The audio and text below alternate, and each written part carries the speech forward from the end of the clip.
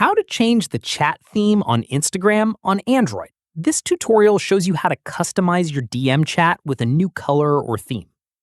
First, open the Instagram app on your Android device. After that, tap on the message icon at the screen to open your DMs.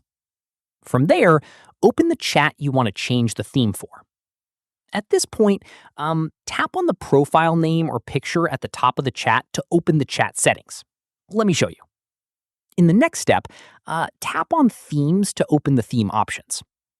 From there, you'll see a variety of themes and color options to choose from. Scroll through to preview each one. At this stage, tap on the theme you want to apply to your chat. Following this, tap on Select to select the theme. Once done, go back to the chat and you'll see the new theme applied to the background and chat bubbles.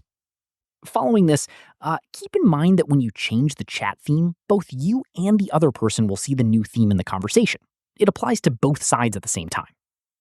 And that's it. If this guide helped you change your Instagram chat theme, give it a like, subscribe for more Android tutorials, and tap the bell icon for updates. See you in the next one.